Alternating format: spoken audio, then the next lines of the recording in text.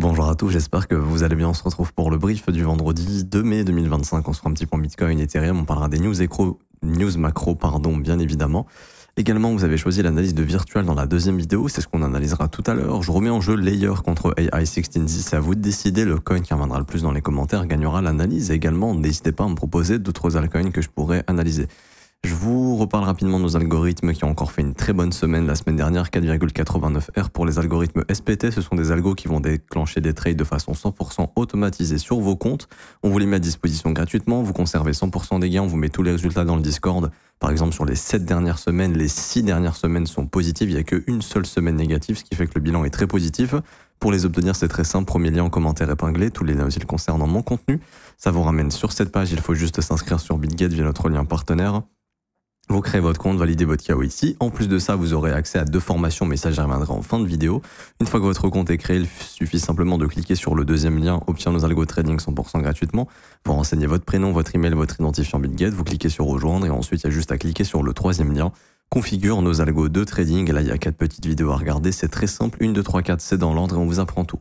Configurer les algos, configurer les montants, configurer les risques par trade, lancer les algorithmes, les mettre en pause, les relancer, consulter les trades, consulter les résultats, consulter vos gains. Tout est expliqué de A à Z et vous êtes déjà des milliers à les utiliser. Alors, pour revenir sur Bitcoin aujourd'hui, donc, on est le 2 mai, qui dit 2 mai dit vendredi 2 mai, et donc on a les chiffres du NFP et le taux de chômage. Et donc ça va être des datas qui sont assez importantes puisque les jours de news echo, ce que fait le marché très souvent, c'est aller s'occuper soit du plus bas ou des deux, hein, ça peut arriver, mais c'est souvent aller s'occuper des extrémités de la journée d'hier. Donc on voit hier que la journée était plutôt haussière, on en avait parlé, hein, mais cette semaine on risquait d'aller déclencher les stops qui n'avaient pas été pris au-dessus du sommet du mois de mars sur les contrats futurs. Donc là c'est vraiment les contrats à échéance future pour l'échéance du mois de juin. Donc c'est pas les contrats perp, hein, vous avez les contrats perpétuels qui eux n'expirent jamais, et vous avez les contrats futurs qui eux expirent. Et donc ici on peut voir justement que on n'était pas venu récupérer les stops, donc on se disait très peu probable que le marché forme un top comme ça. Non, on va aller liquider cette zone, on va aller récupérer les stops, et donc c'est le move d'hier qui nous y a ramené, et donc on est bien ici venu chercher tous les stops. Également, on avait vu un objectif de notre côté qui a été les 96 470 $. Juste ici, c'est un sommet weekly, je vous montre ça rapidement. Et voilà, pour nous, l'objectif était aussi de venir récupérer ce petit sommet. Ça a été fait, et maintenant, on en est où? Alors, pour le moment, le flux est toujours haussier. Ok. Ce qui est en train de faire le prix, et moi c'est ce à quoi je m'attendais un petit peu hier, et j'en ai parlé un petit peu dans le groupe des élèves, c'est grosso modo que le prix se mette à consolider dans cette zone, puisque ici on a le dernier breaker block qui a initié tout ce mouvement baissier, là, ok, et donc pour moi c'est un point de repère, et ce fair value gap était ouvert à 100%, donc pour moi c'était un petit peu la zone où je vois le prix consolider. Et du coup, jour de NFP, ce à quoi vous allez faire attention, bien sûr, c'est, alors tout ça c'est bon, on peut dégager, c'est le sommet de la veille, ok. Donc ça c'est ce qu'on va appeler le Previous Daily High, ok. Pourquoi? Parce que ça c'est le plus haut de la veille, et le plus bas de la veille, il est, alors il est où? Tac, jeudi, non, mercredi 20h, il est là, ok, mercredi 20h, heure de New York, ça c'est le plus bas d'hier, ok. Donc sur cette bougie ici à 94 100 $. Donc ça en fait, si vous voulez, ça va être le range de la journée. Ça veut pas dire que le marché va revenir là-bas, hein. Ça veut juste dire que les jours de news echo, il y a souvent la chasse du plus haut de la veille ou du plus bas de la veille. Donc c'est un truc sur lequel il faut faire attention, parce que si le prix fait par exemple ça, ok, là il y a éventuellement un signal de retracement, tout simplement. Encore une fois, rien de très grave, la dynamique reste haussière. Il faut juste faire attention dans les zones dans lesquelles on est, parce qu'on arrive en zone de rechargement de short. On arrive sur des niveaux de prix où le Bitcoin commence à prendre des buy stop et des buy stop et des buy stop. Donc il faut commencer à faire un petit peu attention. Ça ne veut pas dire qu'il faut shorter le marché, parce que j'en vois énormément qui essayent de shorter le top. Le flux est toujours haussier. Quel serait un signal de retournement, par exemple clair? Ce serait par exemple la cassure là, des 2 dernières bougies haussières, avec la formation d'un fair value gap. Ici, on a ça, oui, le billet change, et là, attendez-vous un Bitcoin qui repartira à la baisse, et donc là, le billet sera bearish. Mais pour le moment, le billet est toujours bullish, donc il y a plus de probabilité à gagner de l'argent en capturant des longues qu'en capturant des shorts. Et je dis pas qu'il faut long n'importe où, mais par exemple, Celui qui short à chaque fois les sommets, bah ici il short, ok, mais il se fait défoncer derrière. Il short ce sommet, il se fait défoncer derrière. Alors que le gars qui achète les prises de liquidité, hein, t'achètes cette prise de liquidité, tu gagnes de l'argent, t'achètes cette prise de liquidité, tu gagnes de l'argent, etc., etc. Parce que le biais est bullish. Ça, c'est la chose numéro 1 que j'apprends dans le mentorship. Trader dans le sens du biais, c'est super important. Donc ce biais est toujours haussier. C'est juste qu'à un moment donné, bah, le marché peut se retourner, bien évidemment, ou on ne sait pas. Ça peut être 100 000, ça peut être 102 000, ça peut être 110 000, ça peut être 120 000, mais en attendant, le flux ici reste haussier. Juste que le vendredi, jour de News Echo, faites attention. Pourquoi? Parce que mercredi, pardon, les datas qui sont sorties ne sont pas bonnes, ok? Vendredi, les datas sont importantes. NFP, si les chiffres sont bas, ça veut dire également que le marché du travail ralentit. Et si le taux de chômage augmente, pareil, c'est-à-dire que le marché du travail commence à ralentir. Et encore une fois, on ne sait pas l'étendue de tout ça. Est-ce que le marché continue de le pricer correctement, c'est-à-dire bah, la Fed va être obligée de baisser ses taux d'intérêt, et donc en soi, bah, ce serait une bonne chose si la Fed baisse ses taux d'intérêt. Mais encore une fois, c'est pas nécessairement ce qui va faire que si une récession arrive, ça va éviter la récession, hein, parce que si les gens consomment plus, je sais pas si vous avez vu, mais il y a de plus en plus de gens qui ont du mal à se nourrir aux États-Unis. Le buy now ou pay later qui explose, pour ceux qui savent pas, en gros, c'est t'as la possibilité d'acheter et de payer plus tard, hein, c'est ça que ça veut dire en gros, ou d'échelonner tes paiements, et ils commencent à faire ça sur la nourriture, ce qui est très grave. Ce qui veut dire vraiment que les Américains commencent à subir justement le coût de la vie énormément, et qu'il y a un truc qui cloche entre guillemets. Donc c'est pas en baissant les taux d'intérêt que les gens vont pouvoir se nourrir, surtout si le marché du travail ralentit, hausse du chômage, perte de travail, moins d'argent, etc., etc., moins de consommation aussi. Donc tout ça, ça à prendre en compte. Mais pour le moment, le marché, lui, se dit, pour l'instant, RS. Et du coup, ce à quoi aussi il faut faire attention, et quand je dis faire attention, c'est pas, oh là là, faut tout vendre, faut se barrer du marché. Non, c'est vraiment factuel, c'est des zones dans lesquelles, oui, le marché est peut-être, je dis pas que c'est le cas, hein, mais par exemple, les indices américains sont peut-être en train de nous faire un truc comme ça. Et en fait, si un repli comme ça arrive, même si après c'est un bottom et qu'on remonte, sur un repli comme ça, bien évidemment que les marchés peuvent retracer, et ça, faut faire attention, quoi. Faut s'en protéger. Et donc avant le NFP, sur les indices américains par exemple, on est venu chercher le sommet du mois d'avril, et on est dans ce fair value gap mensuel. Donc ce sont des zones qui sont importantes, qu'il faut observer.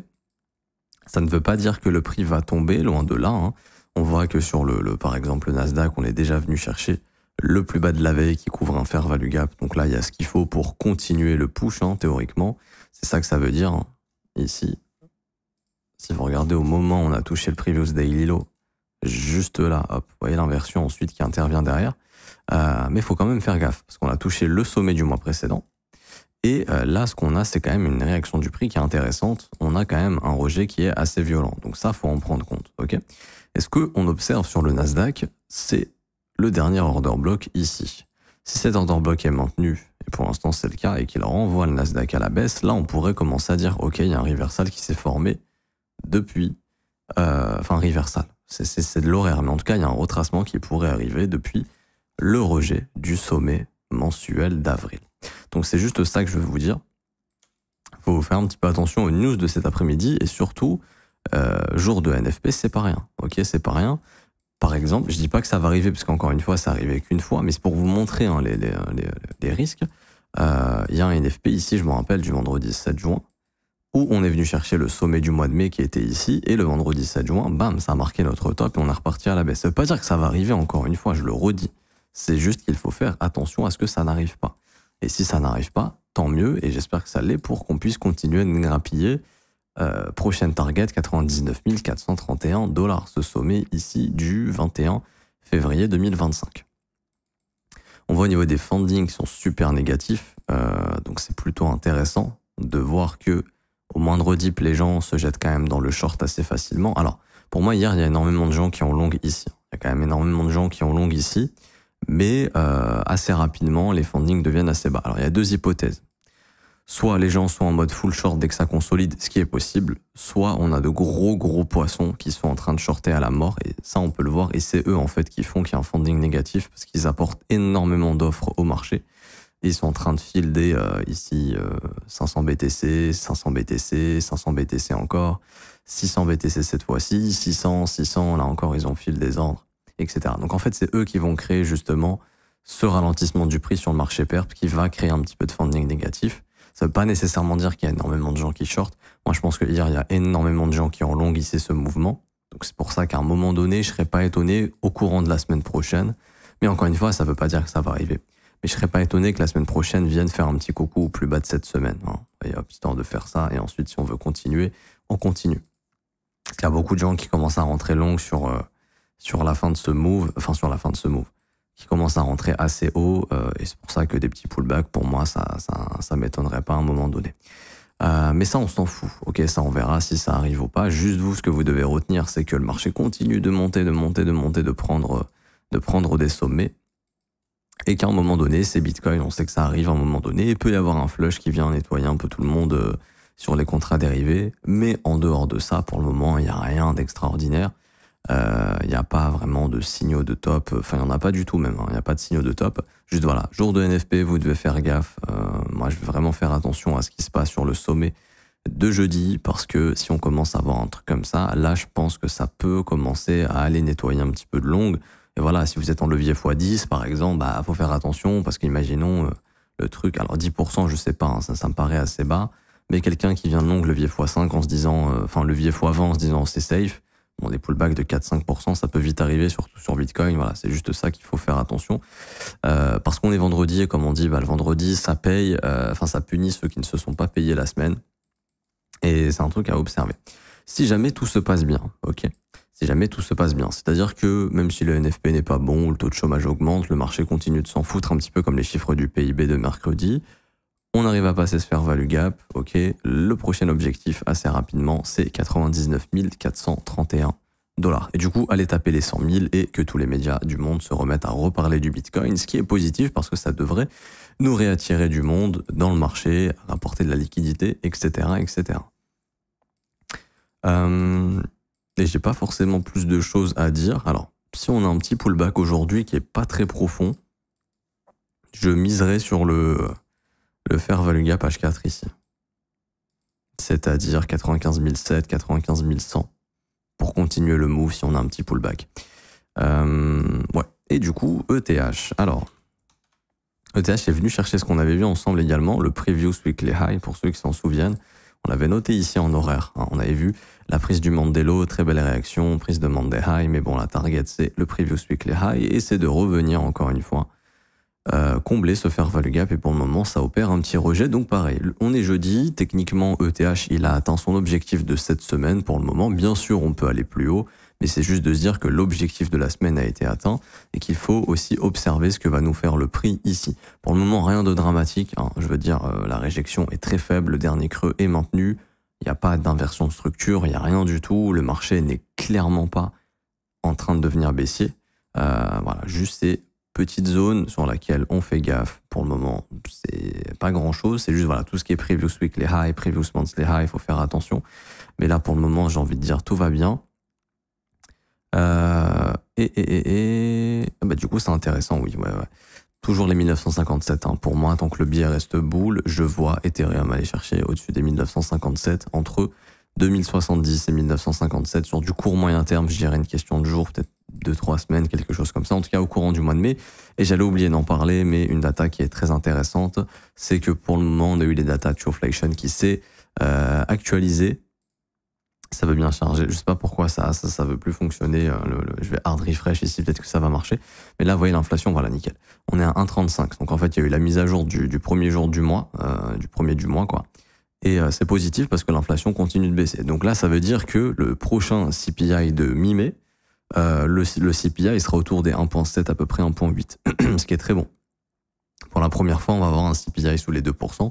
Donc, pour ça que pour moi, si aujourd'hui le prix ne nous forme pas un reversal lors des prochains jours à cause du NFP, si les chiffres du NFP sont pas bons par exemple, je pense qu'on a un bon narratif haussier jusqu'au moins la mi-mai.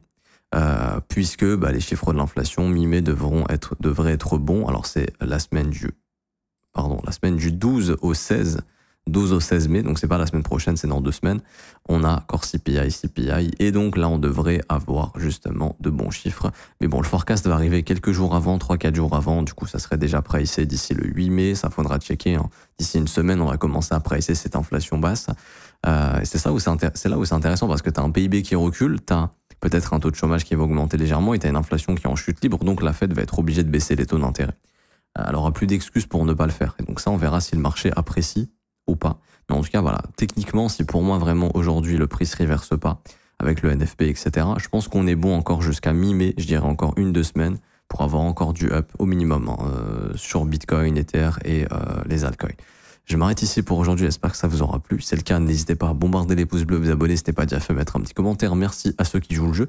Je vous rappelle, vous avez aussi la possibilité d'avoir 2 formations gratuites. C'est le premier lien en commentaire épinglé et je me fous pas de vous, c'est vraiment des formations masterclass. Il y a la première qui est le mentorship, 22 cours vidéo.